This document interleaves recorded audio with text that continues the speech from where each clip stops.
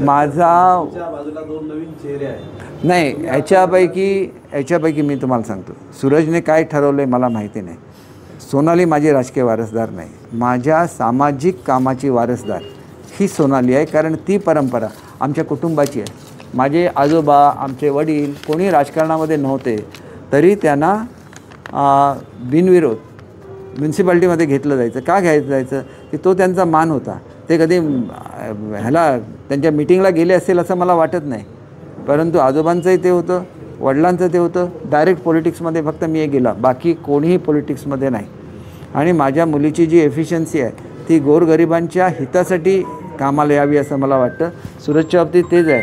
सूरजने आपली सुरुवात ही रत्नसिंधूच्या माध्यमातून केलेली आहे आणि रत्नसिंधूच्या माध्यमातून त्यांनी जी करिअर सुरू केली आहे ती एवढी ब्रिलियंट आहे की आतापर्यंत ह्या 2 योजनांचा मिळून 56,000 शेतकरी, महिला, बागायतदार, मच्छीमार यांना लाभ झालेला आहे. त्याच्यामुळे कुठलाही तऱ्हेचं मानधन न घेता सेल्फलेसली तो काम करतो आहे. अनेक लोक आहेत, जसं ते माझ्याबरोबर आता संजू परब नव्याने आलेले आहेत, ते सुद्धा इच्छुक आहेत लढवण्यासाठी.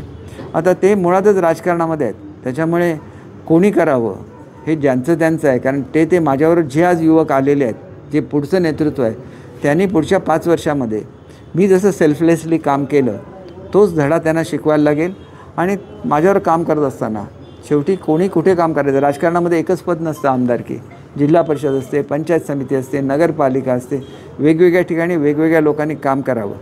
परंतु या 2 युवकांची जी सामाजिक बांधिलकी आहे ती राजकीय बांधिलकी कमी आणि सामाजिक जास्त आहे. पुढच्या काळामध्ये सूरजने असा निर्णय घेतला तर तो त्याचा व्यक्तिगत प्रश्न आहे, मी त्याला असं काही सांगणार नाही अमुक म्हणून. परंतु त्याच्याचबरोबर जसं आता नव्याने संजू परब आमच्याकडे आले, आपल्याला माहिती आहे की मागच्या 5 वर्षापूर्वी संजू परब माझ्यावर येणार होते आणि त्यावेळेला मी निर्णय घेतलेला होता की ह्याची पुढची निवडणूक लढवायची नाही. कदाचित ते माझे उमेदवार असू शकले असते त्यावेळेला, जर झालं असतं तर. आता नव्याने पुन्हा आलेत, त्यावेळेला प्रत्येकाला संधी आहे. आणि राजकीय वारसदार घोषणा करायला मी काय राजकीय असा तऱ्हेचं हे नाही की मला राजकीय परंपरा म्हणून मला राजकारण मिळालं, असं बिलकुल नाही.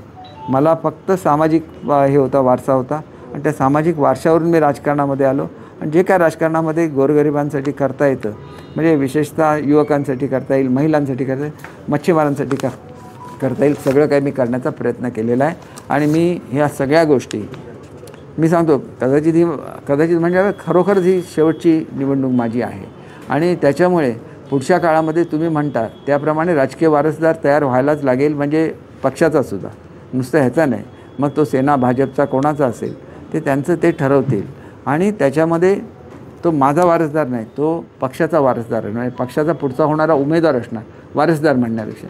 आणि ते त्यावेळेचे लोक आणि त्यावेळेची परिस्थिती ठरेल. मी तुम्हाला जे काय सांगतो ते मी स्पष्टपणे सांगतो.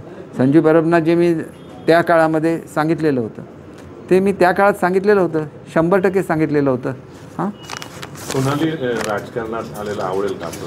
बिलकुल नाही. मला ती सामाजिक कार्यच करेल हे मी तुम्हाला 100% सांगतो. आणि ती भारतातल्या सर्वात चांगली उद्योजक बनेल ह्याचीसुद्धा मला खात्री आहे. प्रत्येकानेच काय राजकारणामध्ये येऊन हे होत नाही. ती चांगल्यापैकी उद्योजक बनू शकते, कोकणची सेवा करू शकते, पर्यटनामध्ये भारतामध्ये पहिली आलेली आहे. मग पर्यटनामध्ये ती उत्कृष्ट असे पर्यटन उद्योग उभारू शकते जिथं हजारो मुलं काम करू शकतात. सिंधुदुर्गला ते पोटेन्शियल आहे. आणि त्याच्यामुळे मी एवढंच सांगतो आहे की आता आठवड्यातून 1 किंवा 2 दिवस 100% ती सावंतवाडीमध्ये असेल, एवढंच सांगायला. कारण मी स्वतः अस्वस्थ झालो हे सगळं बघून. आणि मुलांना चुकीच्या मार्गाने नेलं जात आहे. ह्या मुलांमध्ये जी ताकद आहे ती एका विशिष्ट दिशेने गेलं पाहिजे, त्याच्यापासून सिंधुदुर्ग जिल्हा बनला पाहिजे. आणि ते पुढच्या काळामध्ये घडून दाखवलं जाईल. नाही तर 6 महिन्यामध्ये ह्याला चॅनलाइज केलं जाईल आणि त्याच्यानंतरच्या पुढच्या काळामध्ये हे सगळं सिंधुदुर्ग जिल्हा आणि सिंधुदुर्ग जिल्ह्यातली युवा शक्ती ही सकारात्मकदृष्ट्या वापरली जाईल.